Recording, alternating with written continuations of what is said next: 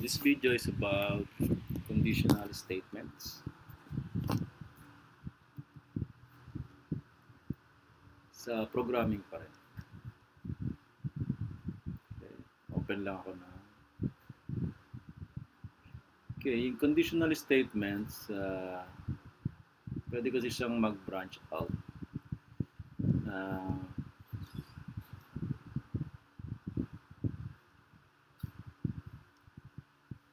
Ito.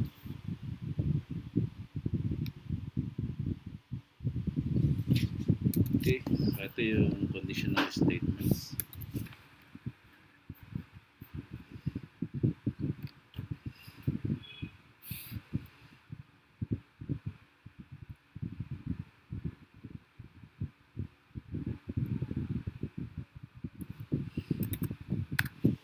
Okay, so in order to write useful programs, we need the ability to check conditions.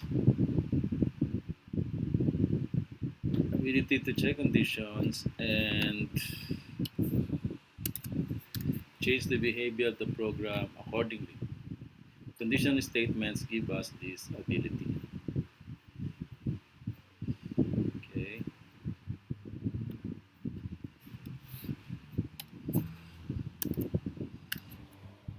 Okay, conditional statements, ito yung i-check ng program yung condition, then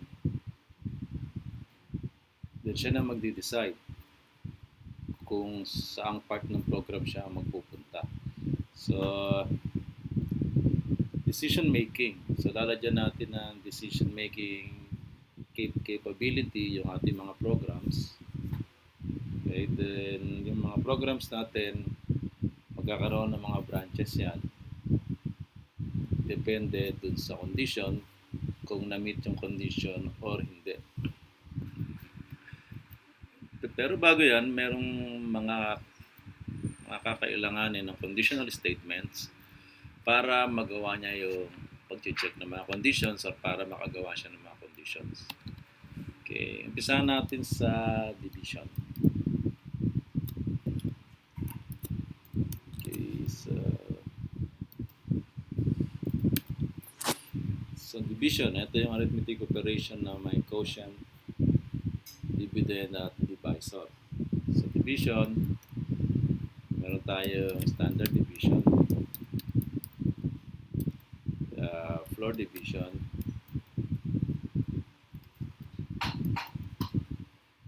saka yung modulus division. Okay, so anong pagkakaiba nito? Standard division, halimbawa 10, bigay tayo yung merong remainder. 10 divided by 3. Okay. So 10 divided by 3 equals, okay, check natin. 10 divided by 3 equals 3 point. Okay, so gawin natin 4 na form. Okay. Yan yung standard division. Ang floor division,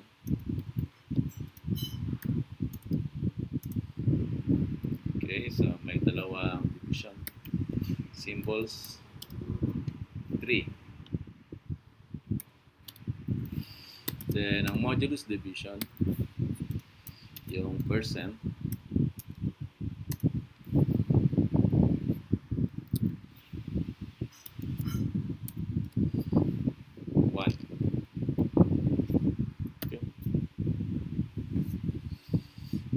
so yung standard division, makikita niya pati yung mga floating point decimal, pinapakita niya. Okay.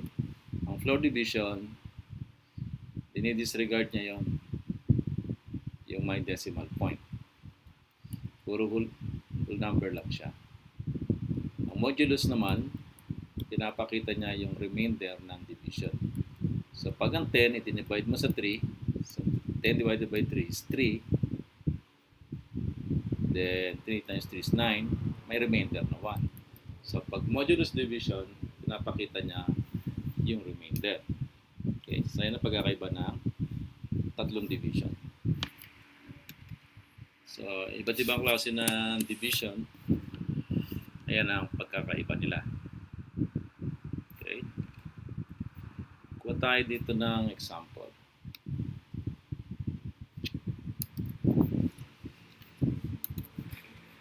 Okay, suppose the runtime of a movie is 105 minutes. How long that is in hours? How long is that in hours? Mali naman English nito. How long is that in hours? Okay. So, ang isang movie raw ay tumatakbo ng 105 minutes. Gaano siyang kahaba in hours? So, alam natin ng 1 hour is equal to 60 minutes. So, kung i-divide natin to sa 105 divided by 60, hindi siya eksakto. Di ba? 105 divided by 60, 1.75.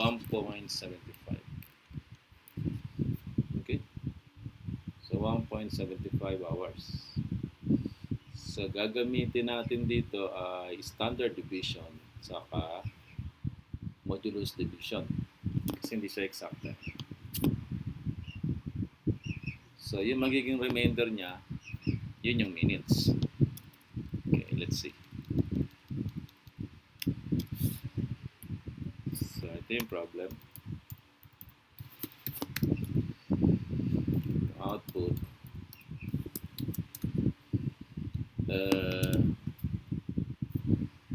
Runtime. Movie.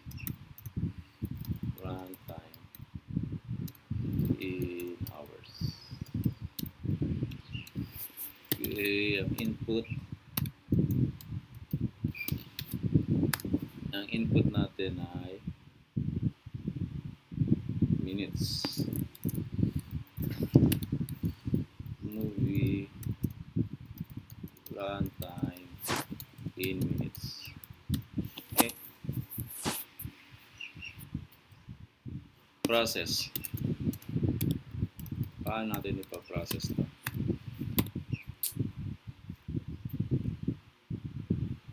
So, ang output ay hours. Ayan, hours. Ang input ay minutes. Para ma-convert natin yung minutes sa hours, di-divide natin to sa 60. Okay. Problema kasi dyan, meron siyang remainder. Okay. May remainder kasi ito.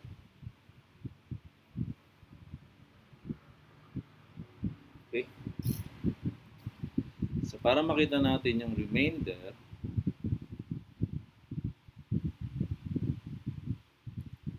(105 minutes). Sige, mag-testing muna tayo. Testing muna.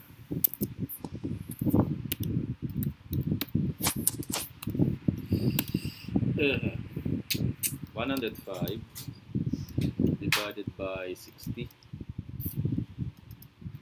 105 divided by 60. 1.75. Okay. 105 floor division naman 60 equals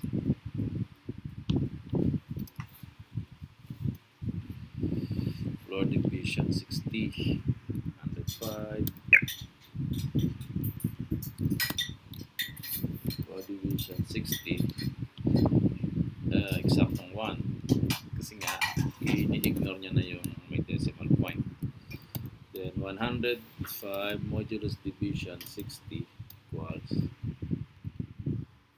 105 105 modulus division 60 equals 45. Okay. So, ang kailangan natin ay ito, yung modulus division ay matitirang 45 minutes. Then, floor division o convert niya sa 1 hour. So, hindi natin kailangan yung standard division. Okay? So, ayan ang lalagay natin dito. So, 105, ito yung minutes. Okay, then floor division 60. So makukuha na natin yung hours. Then yung remaining minutes, so dalawa yung process natin.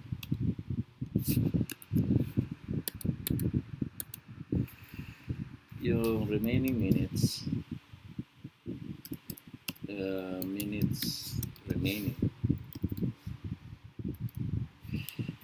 Ito ang gagawin natin.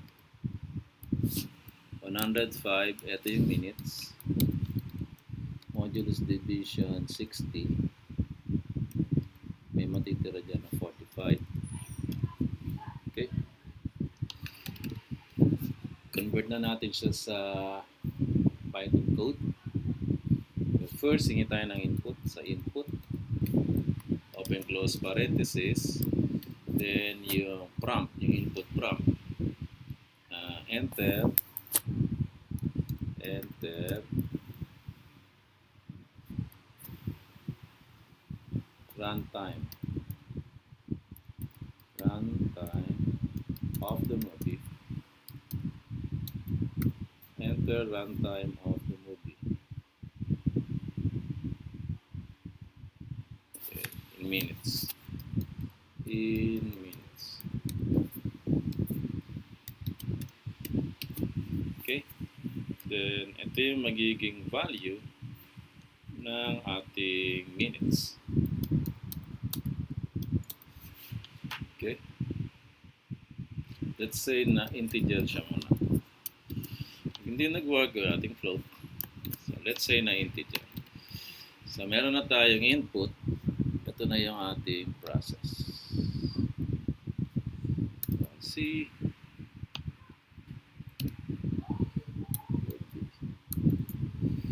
Okay. So, dalawa yung ating processes. Yung isa ay kinompute natin yung hours using floor division. Yung isa ay kinompute natin yung remaining minutes using modulus division. So, pwede na natin i-print ang ating output. Print, open close parenthesis, then yung ating string. Yung output string natin ay the runtime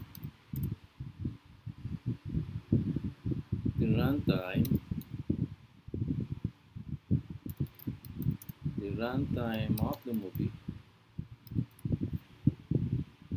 is okay, ano yung runtime ng movie niya? Yung hours muna, HRS hours,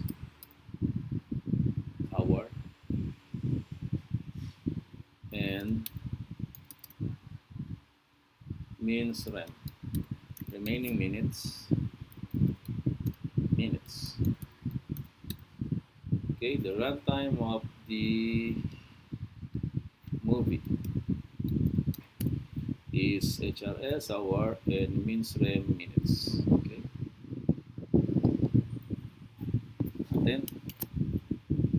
Then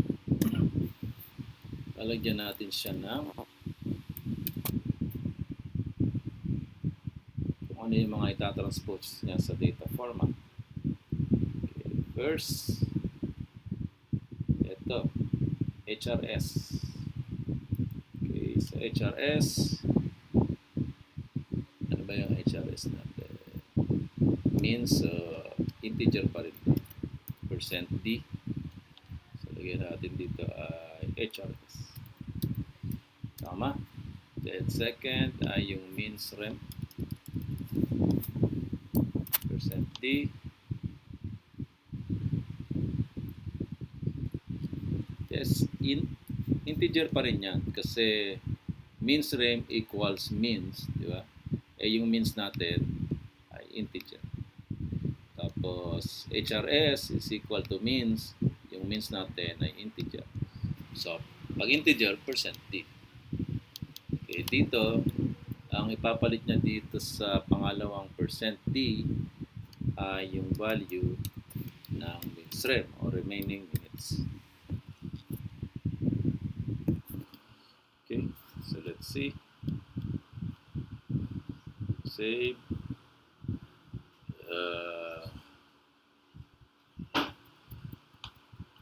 Movie runtime. Movie runtime. Okay, sa folder ko. Save. Tingnan natin. Enter runtime of the movie in minutes. Sa example natin is 105 minutes. The runtime of the movie is 1 hour and 45 minutes. Okay, so tapos na natin ito.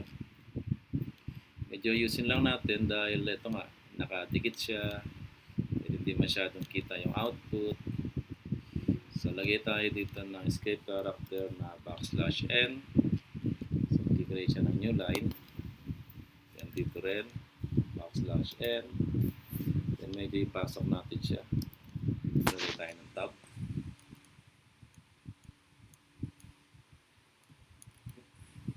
Now, tingnan natin yung itsura. Okay. So, hindi na siya nakadikit dun sa restart line. So, medyo nakikita na yung ating output. The runtime of the movie is 1 hour and 45 minutes. Okay. Okay, next topic. Boolean expressions. Okay, Boolean expressions laging ang resulta nito is either true or false. So, yun na ibig sabihin ng Boolean. It's either true or false. Okay, halimbawa, merong statement na ganito. If 5 is exactly equal to 5. Kaya, ibig sabihin ng dalawang equal sign, this is two equal signs. Ibig sabihin niyan is 5 is equal to 5. Kasi pag isang equal sign lang, ganyan, assignment operator yung isang equal sign lang. Nag-assign ka lang ng value nun. Pero kung gusto mong i-test, kung magkapareho sila, dalawang equal signs ang gagamitin mo. So, yan ang ginagamit dyan. So, if 5 is equal to 5, okay, ibig sabihin ng if this is true, if it is true that 5 is equal to 5, then ano ang gagawin niya? Maglalagay ka dito na kung ano ang gagawin niya. Example, print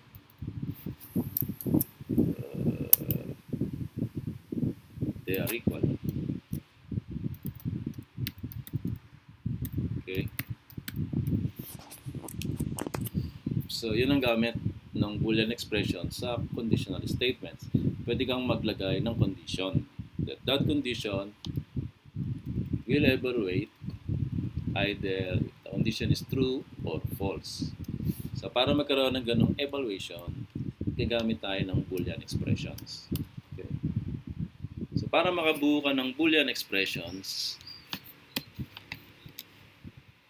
ang gagamitin natin na itong mga ganitong operators. Okay. So, ito pa yung ibang mga operators.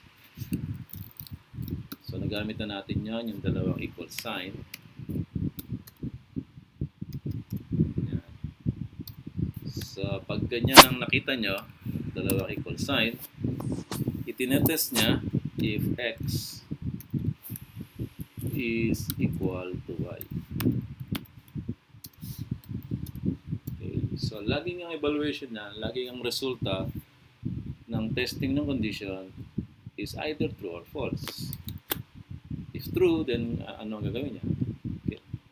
If false, ano gagawin niya? So, yan ang ginagamit. Bukod sa division na nakita natin, gumagamit din ng Boolean expressions. Okay, logical operators. So, logical operators, tatlo lang ginagamit naman dyan. Yung and,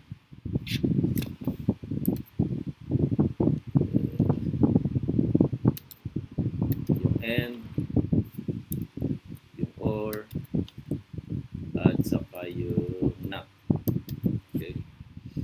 So, natatandaan nyo dun sa logic, di ba? Yung and,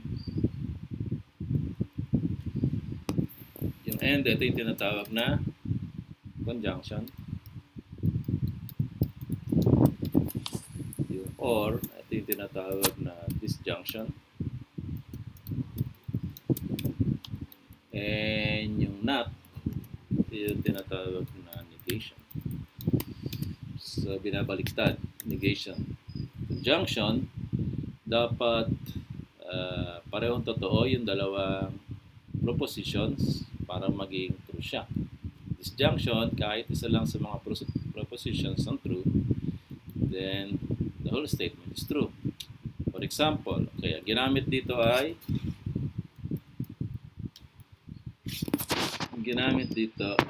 conjunction.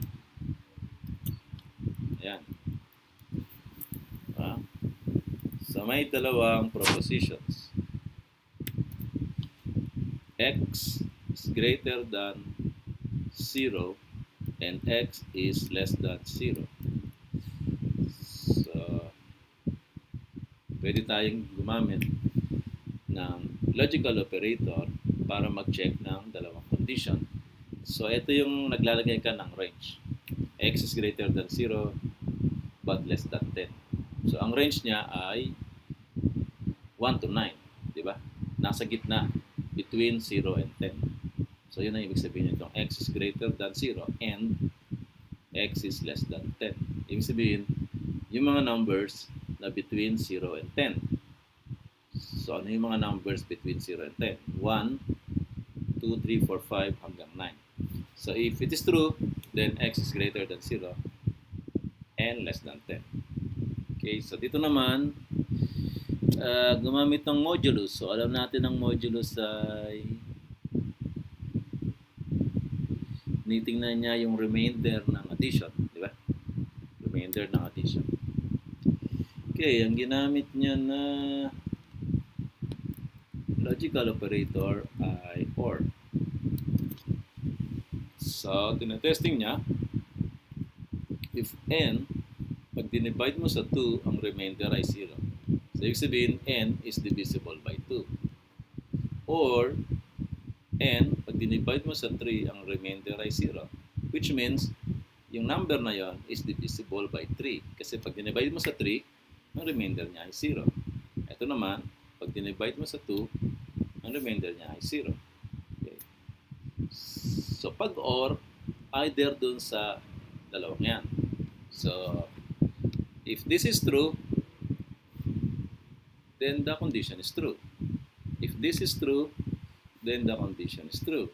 If both the propositions are true, then the condition is true. Ibig sabihin, kahit isa lang dyan ang maging true, the condition is true. Hindi pares ng n, dapat parehong true ito. Dapat x is greater than 0 and x is less than 10. Okay? And negation, so ito naman ang negation, example.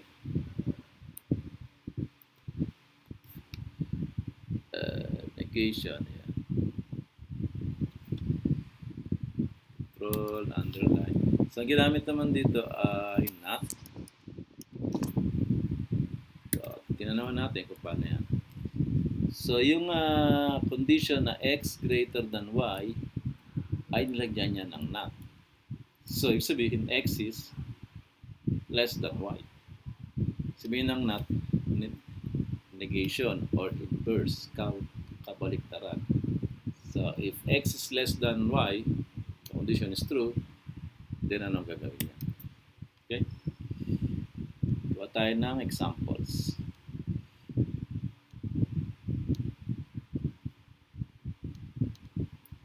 Okay, so dito pala, meron pa exercise. Check whether a given number is divisible by another number. Divisible by another number. Open tayo. New file. Check whether a given number is divisible by another number. Okay. So, check natin. A given number. So, ito yung problem. Okay, ano ang expected output? Output, then input, then paano natin sasolve it? Process. Okay. Ang output niya, check whether a given number is divisible by another number. So, ang output niya ay sasabihin natin kung siya ay divisible by another number. Okay, halimbawa, divisible by 2 ba yan? Yan ang pinakamababa, di ba? Output, the number is divisible by 2. O kaya, or not divisible by 2. So, yan ang dalawang pwede nating maging output. Either the number, so either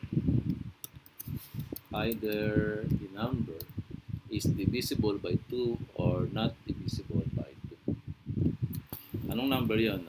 Yung input number.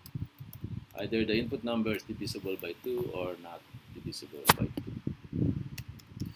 Okay, input number. Process. Okay, paano natin tingnan yung process?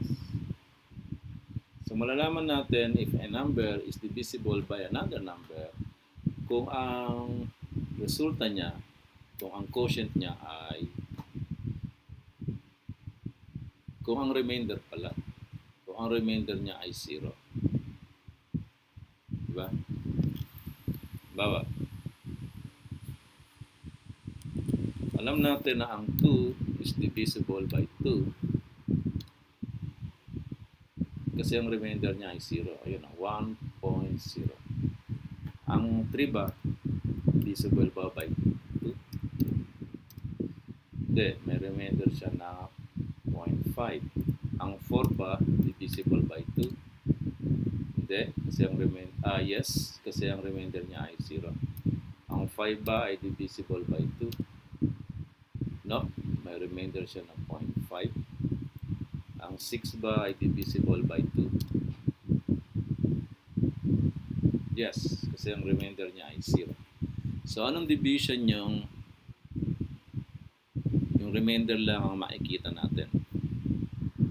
Modulus division. So, 2 modulus division 2 is 0. Okay, 3 modulus division 2 is 1. Then 4 modulus division 2 is 0. 5 modulus division 2 is 1. 6 modulus division 2 is 0. So yan. If a number is divisible by 2, the remainder is 0. If not, the remainder is 1. Okay? So if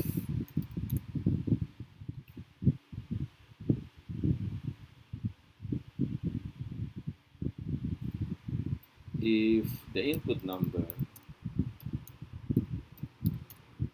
is divided by 2,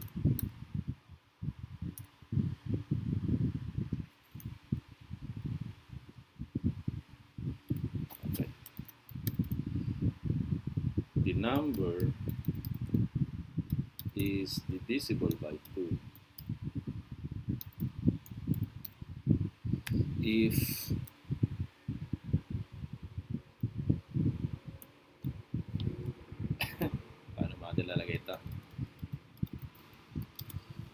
if the number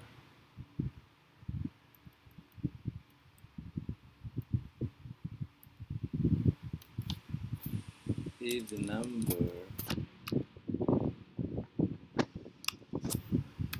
the number when divided by 2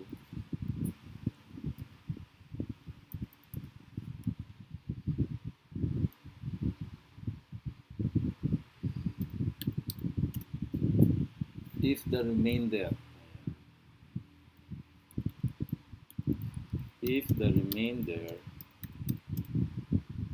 of a number when divided by 2 is 0,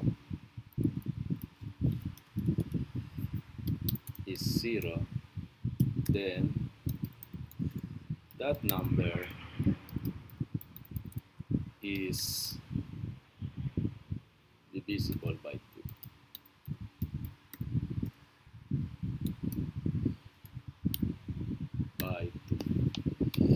Okay, so paano natin gagawin yan? Okay, so if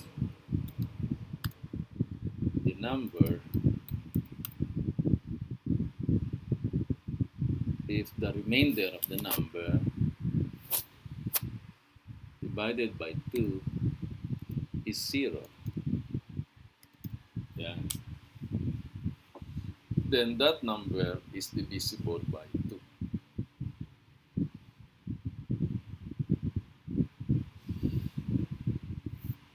Then number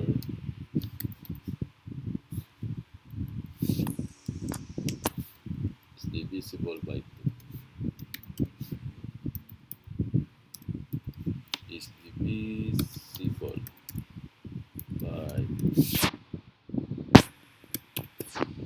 Okay.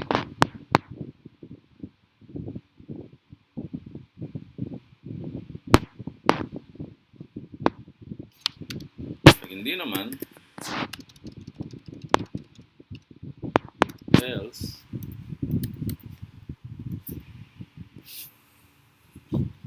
number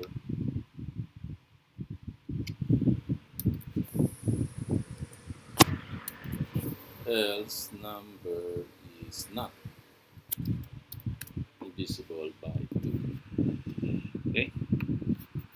So ito na, meron tayong output, input, at process. Pwede na natin i-convert into a program. First input, mangingi tayo ng input.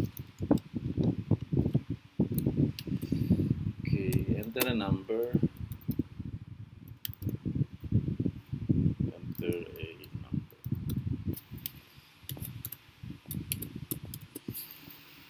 Okay.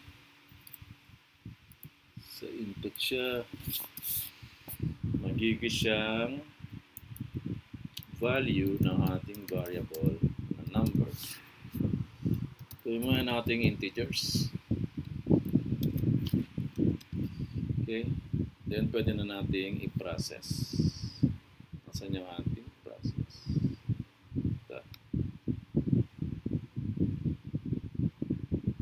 Ito yung ating process. So, Control C, Control V. If number modulus 2 is equal to 0, okay, then print.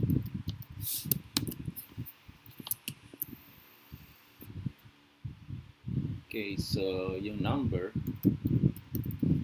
is divisible by 2. Okay. Then yung ating data formatting. So number, yung number natin ng %d, then dito natin nilalagay yung number na yan. Okay? Ngayon, pag hindi naman, so else, ito i-print natin. Lagyan lang natin ng not, di ba?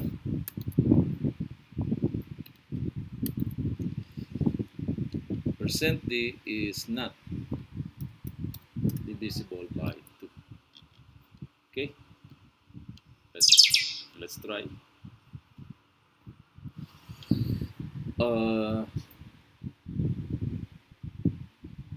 Anong papangalanan natin dito?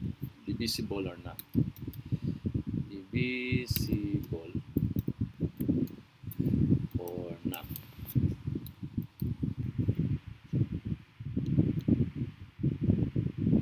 Okay, save. Enter a number by 2, you know? So 2. 2 is divisible by 2. Okay. Number 3.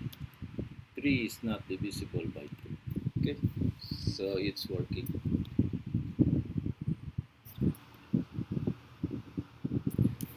Yeah, excuse lang.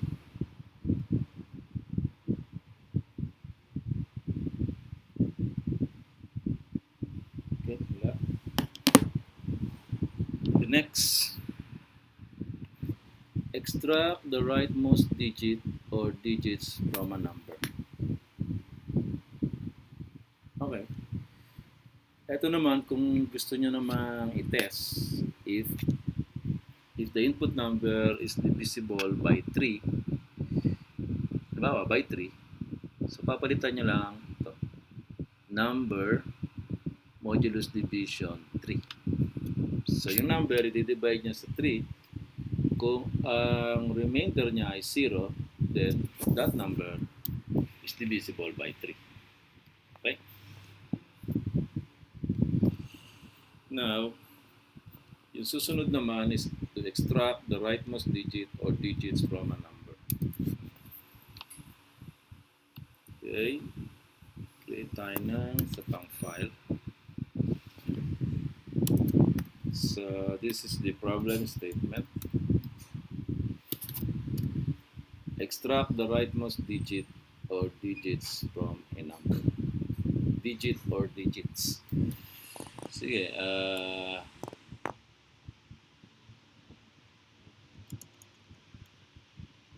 rightmost digit from a number. Okay, rightmost na lang.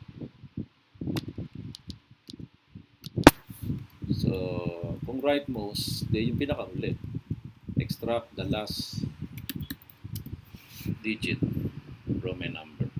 Okay, so extract the last digit from a number. Okay.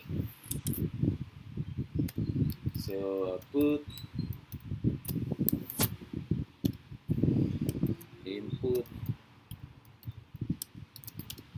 then paano natin gagawin? Process. Okay. Output. The last digit of a number. Okay, input natin ay number.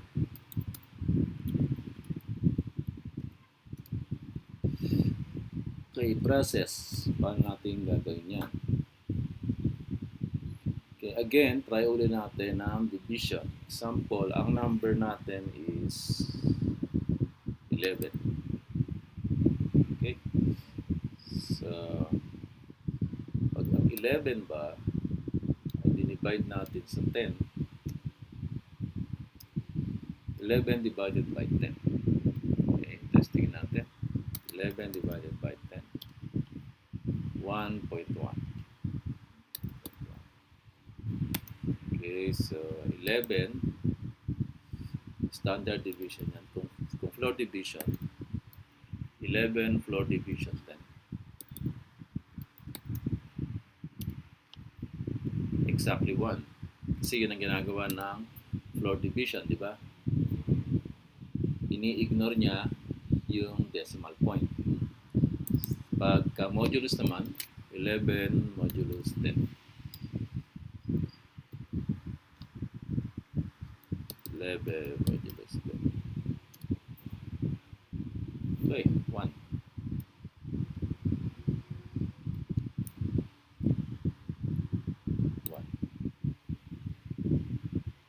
Okay. So, dalawa ang pwede nating pamilian. Kasi ang last digit ng 11 ay 1. So, definitely, hindi standard division. So, eliminate na natin ang standard division. So, etong dalawa ang pamimilian. Floor division ba ang gagamitin natin or modulus division? Okay, mag-testing pa tayo ng ibang number. 12. Dito na lang para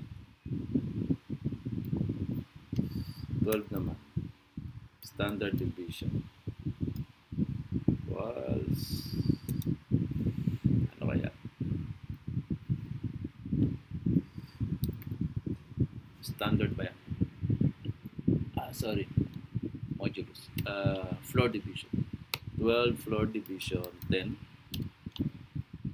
is 1. 1 pa rin. What if modulus? 12 modulus division 10. 12 modulus division 10 is 2. Okay, so consistent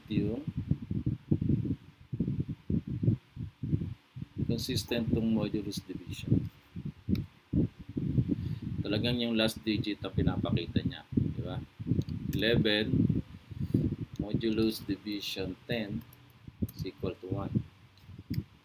Okay, tama. 12 modulus division 10 is equal to 2. So tama, yung last digit ng 11 is 1, ang last digit ng 12 is 2. Ito naman, 11 floor division 10 is 1, tama. 12 floor division 10 is 1, mali. Therefore, ang gagamitin natin ay modulus division para makuha natin ang last digit of a number. Okay, so paano natin ipo-process? Last digit equals number. So, ito yung number. Modulus division 10.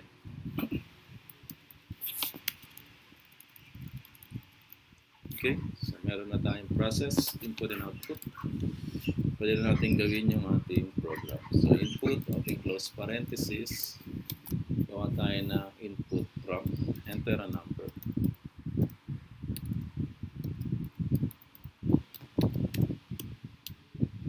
Okay. Ito ang magiging value ng ating variable na number. Then, data type. Ilagay mo yan nating integer ang ina-expect niyang data type. Then, yung ating process. Copy-paste na lang natin. Last digit is equal to number modulus division 10. So, meron na tayong output. Print. Open close parenthesis. Okay. Last digit is the last digit of yung input number is the last digit of the input number. Okay. Okay, data formatting. Last digit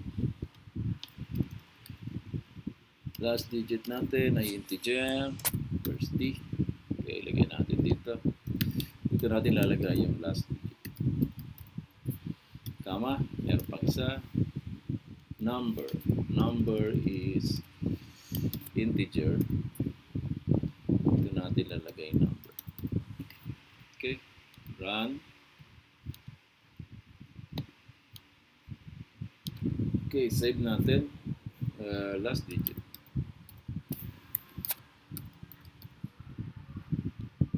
Save ko sa folder ko. Save. Okay, enter a number. What is the last digit of 10? 0 is the last digit of 10. Okay. what is the last digit of 11? 1 is the last digit of 11.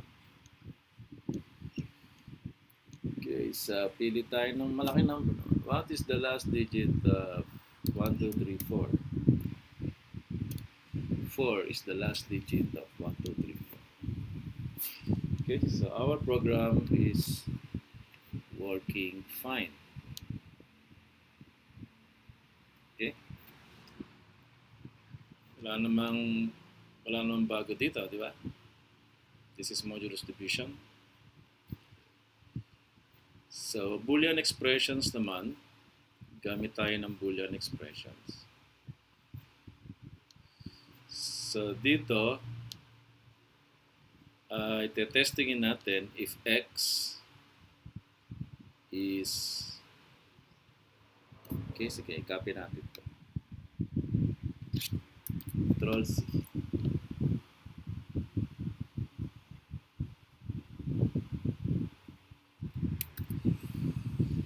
If x is greater than 1 and x is less than 10. Okay. So, ito yung magiging conditional statement. Ito yung condition na testing niya. If x is greater than 10 and x is less than 10. So, analyze natin ito. Anong ibig sabihin ng x is greater than 10 and x is less than 10. X is greater than 10, which means ano yung mga numbers ano yung mga numbers which is greater than 0 pala. So 1, 2, 3, 4. Okay, so hanggang saan tayo ito?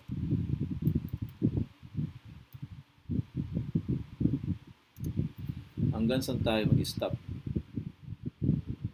And x is less than 10. Less than 10. 9. So, yung mga numbers na tinetesting nito ay yung 1, 2, 3, 4 hanggang 9. Okay, 1, 2, 3, 4 up to 9. Yun ang ibig sabihin nito. Yan natin ang comment. So, this is a comment. So, ang tinetesting ng condition na to ay kung yung ang pinasok nating number, which is x, ay 1, 2, 3, 4, 5, 6, 7, 8, 9. Okay. So, ito yung condition. Mangingi tayo ng input. Input, open close parenthesis, enter na number.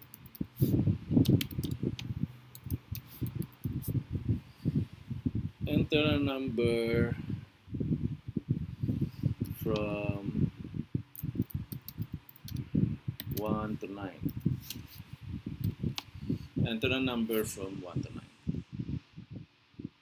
Okay.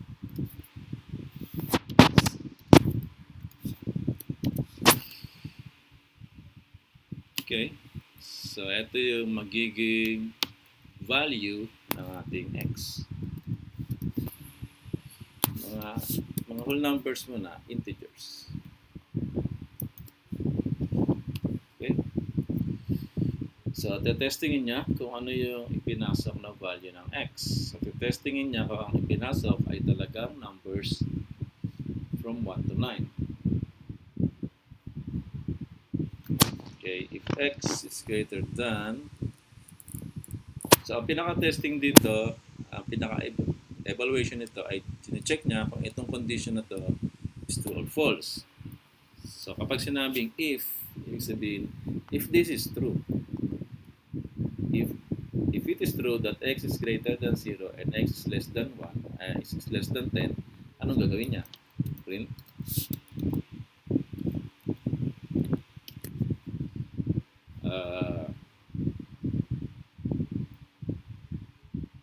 Thank you. Thank you for entering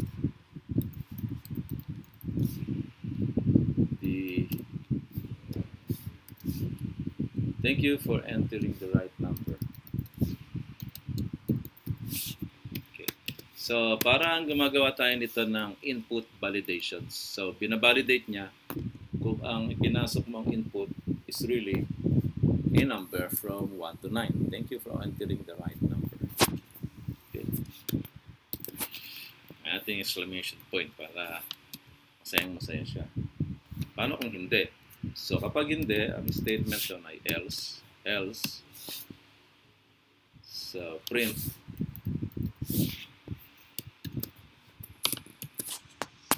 Okay, print. Wrong number.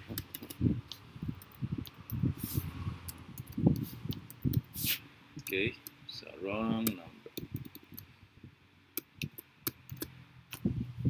Okay, so yan. Testingin natin. So, ito yung example natin of using conditional statements. So, may conditional statements na tayo using if and else. Okay. Save as conditional. Okay. Conditional. Natin. Enter a number from 1 to 9. So, pasok natin sa gitna. 1 to 9. 9 minus 1 is 8. Ang gitna nun ay 4. So, thank you for entering the right number. Okay. Enter a number from 1 to 9. Pasok tayo ng 0. Wrong number. Okay. Pasok tayo ng 9.1. 9.1. Okay, error. Kasi this is a floating point decimal. Eh, yung program natin, ang tatanggapin niya lang ay integer. Okay? Mahirapan tayo pag floating point decimal. Diba? Kasi from one number to the next, ay 10 decimal numbers pa yun. 1.1, 1.2, 1.3, 1.4. Diba? Okay? So, pwede itong input validation. Halimbawa, hindi siya nagpasok ng tamang number. Instead na ipiprint natin na yung wrong number, pwede tayong maglagay ng loop. So, magluloop siya na magluloop. Hindi hinto yung loop hanggat hindi siya nagpapasok ng tamang number. Diba? Okay, example. Create tayo ng loop dito. Ang loop natin is while. So, ibig sabihin ng while ay hanggat. Okay. Hanggat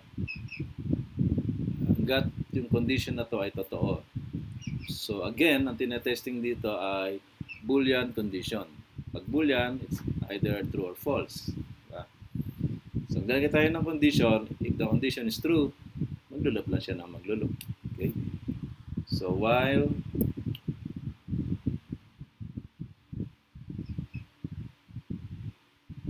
1 is equal to 1. So, this is an endless loop. Diba? Kasi ang condition niya, hanggat daw ang 1 is equal to 1, this will always be true. So, in that case, lagi maglulup ito. Diba? While 1 is equal to 1, lagi siyang maglulup.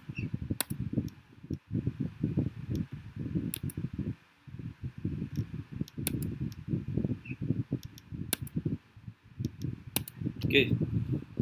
So, pag lagi siya maglulup, mag-endless loop yan. So, dapat malaman natin kung saan siya mag-stop. Mag-stop lang siya kung ang 1 is not equal to 1. Pero hindi mangyayari, diba? Kasi endless loop. So, gagawin natin dito ay maglagay tayo ng variable. While loop is equal to 1. Okay. So, yan ang initial value niya. So, kailangan maglagay tayo ng initial value dito. Loop is equal to 1. Then, while loop is equal to 1, itong gagawin niya. Then, if Thank you for entering the right number. So mag-exit na siya sa loop. Okay, paano siya makaka-exit sa loop? Iibahin na natin ang value ng loop. So loop is equal to 0. Okay, loop is equal to 0. No. Then pagka maling number ang in-enter, hindi niya i-execute to. Uulitin niya ulitong sa print wrong number. So kahit wala na tong else. Diba? Kahit wala na tong else. Kasi ang magiging kapalit ng else ay maglulup siya na maglulup. Okay, let's see. Enter a number 1 to 9. Wag muna natin. Okay, 1. Thank you for entering the right number. Okay, now, mag-enter tayo ng maling number. 0. Enter a number. See? Hindi siya uminto. Enter a number from 1 to 9. 10. Enter a number from 1 to 9. 11. Okay. Negative 1. Pwede kaya? Negative 1. Enter a number from 1 to 9. Negative 10. So, pwede negative number. Okay. Hindi pwede lang yung floating point. Okay. Nagpindot lang ako na enter. Wala kang pinasok. So, may kulang pa rin yung program natin kasi paano ko magpasok ng floating point number. But anyway, you get the idea. So, kapag gusto nyong magawa ng input validation, so, ito yun. This is loop. Okay, input validation. Input validation using loop and conditional statements.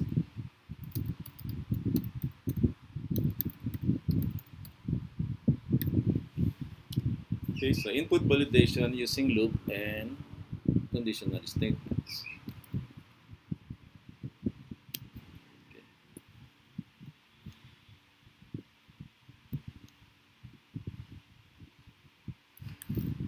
3.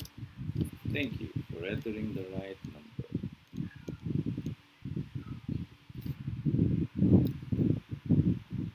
21.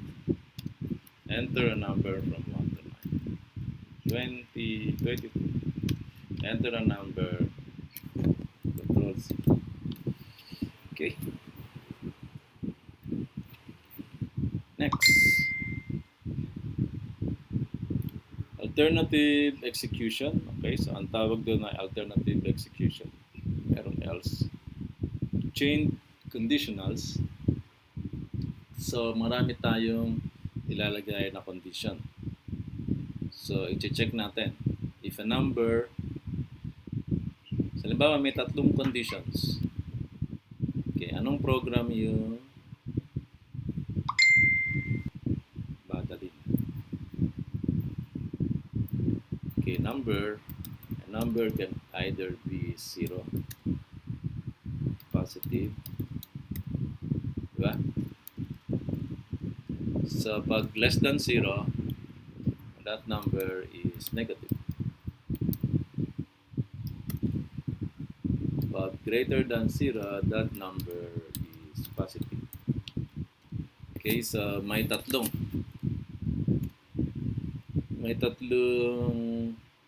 conditions ang isang number. Ang isang number ay pwede maging negative kung less than 0 siya. Pwede siyang positive kung greater than 0. Or ang number ay 0. Okay. So, testingin natin yan. Okay.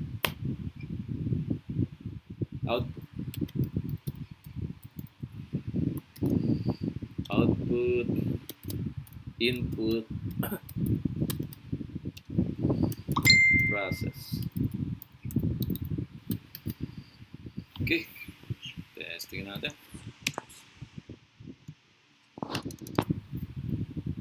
input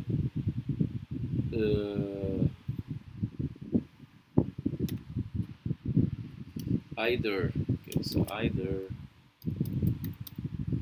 the number is 0, 0 or negative uh, or negative number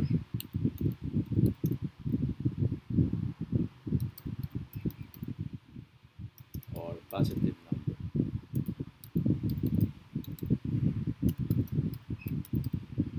Either the number is 0 or negative number or a negative number or a positive number. Okay. Input. Okay, number. Process. Okay, paano natin malalaman?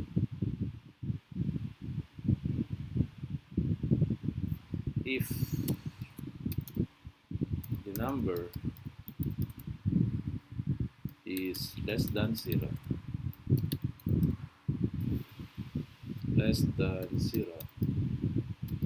then that number is negative. Negative. Okay?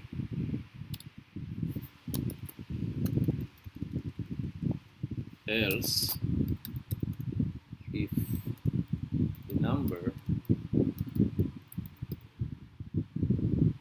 is greater than 0,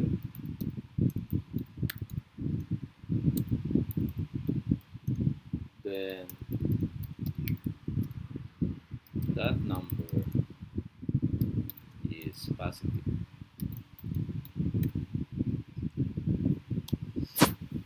Then, yung huling testingin natin condition, else, okay, else, the number is 0. Okay?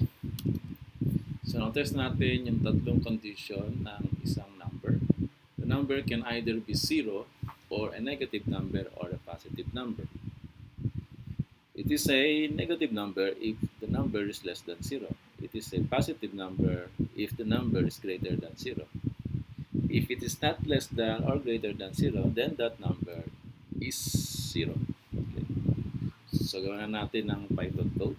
Hingin tayo ng input. Input, open close parenthesis, double quote, enter a number.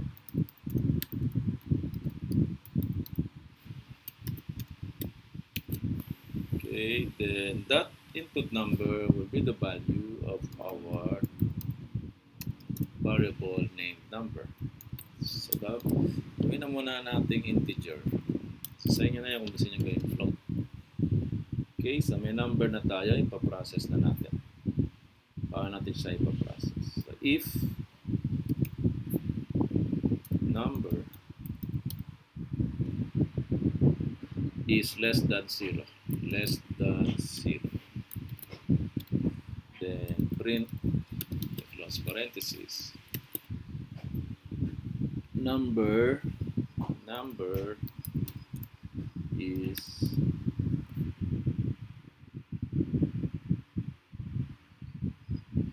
is a negative number. Blank is a negative number less than 0. Okay.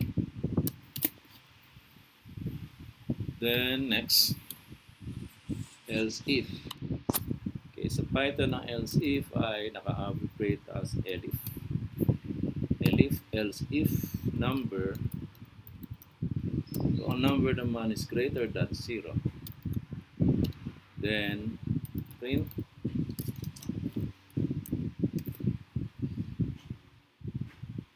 number, Control-C, number is a positive number. is a positive number. Okay? Then, yung mga data formatting natin. Percent, close parentheses, number, percent %d. Dito natin ilagay yung number.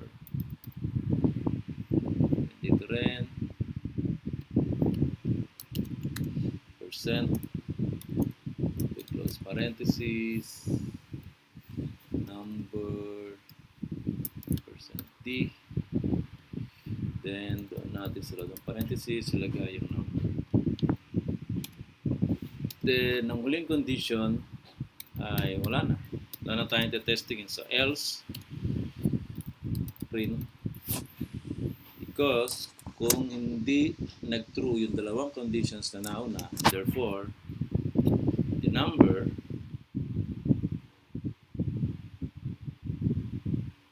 this number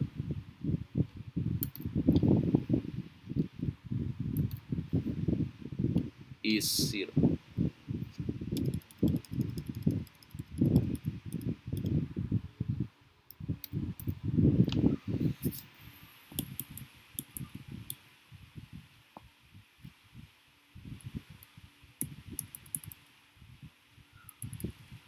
Okay, testingin natin.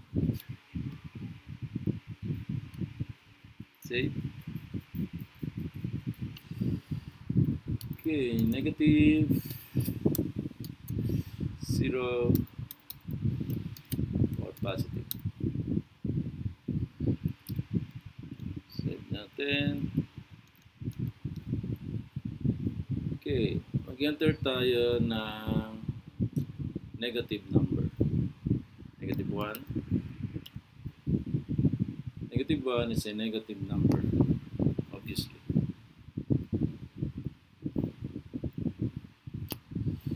Enter the number 1. 1 is a positive number.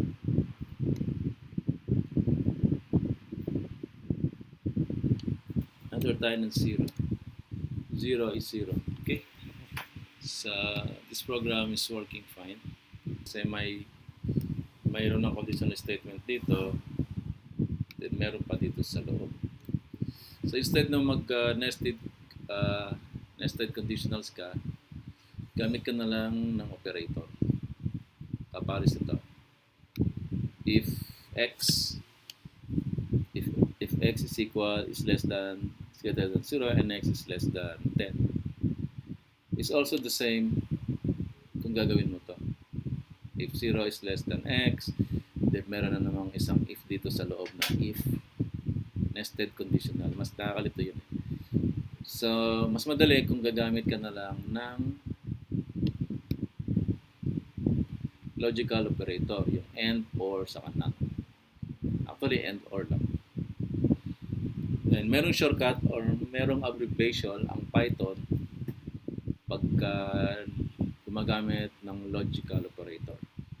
So, ito, saka ito, magkapareho. Okay. Kaya lang, hindi na sinulat yung and, saka isang x lang ang isinulat. So, paano ang evaluation nito? So, x, babasahin mo yun sa kaliwa niya. Ang basa dyan is x is greater than 0. Okay? Then, x, babasahin mo yun sa kanan niya. X is less than 10. Okay? So, pag binasa mo siyang buo, ang basa dyan ay if x is greater than 0 and x is less than 10. So, parang ito.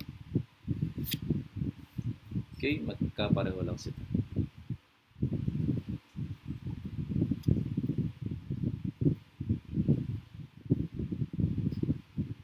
Okay, so last problem na gagawin natin. Itong si Fermat. Okay, tingnan natin kung ano tong problem na to. Okay, mahaba. Number theory, Fermat's last theorem states that no three positive integers a, b, and c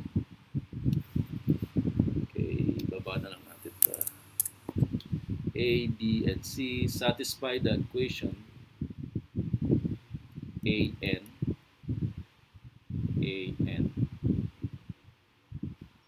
superscript to an. So superscript ay ganyan.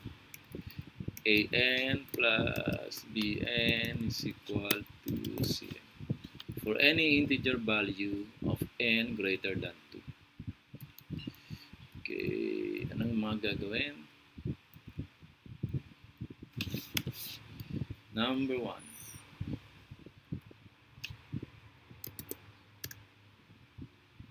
Task na lang. Task number 1. Task 1. Write a function named check format that takes 4 parameters A, B, C, and N. Dali lang.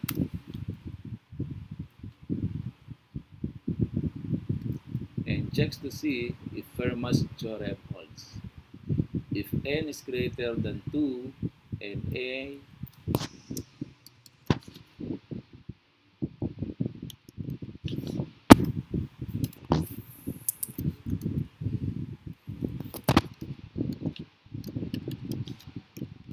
is equal to, the program should print Fermat was wrong. Otherwise, the program should print that doesn't work. Okay. Then task number 2.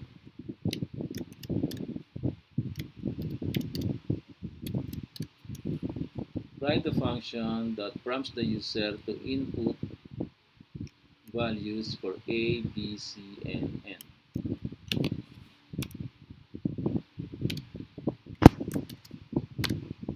Converts them to integers and uses check format to check whether they violate Fermat's theorem. Wala na pala. Okay. Okay, so this will be your assignment.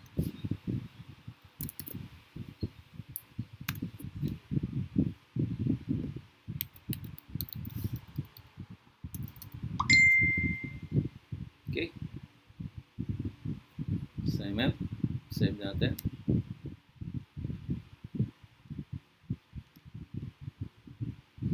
Okay, Fermat's.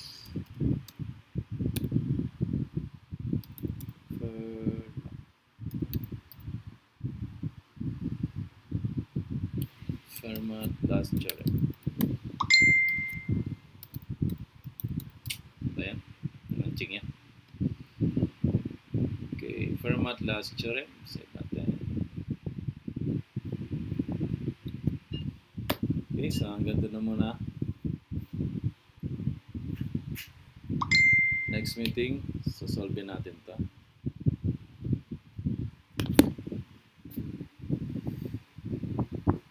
Next meeting, next video, itutuloy natin to. Check natin yung solution. But for the meantime, try to come up with a solution. If you like this video, click like and subscribe.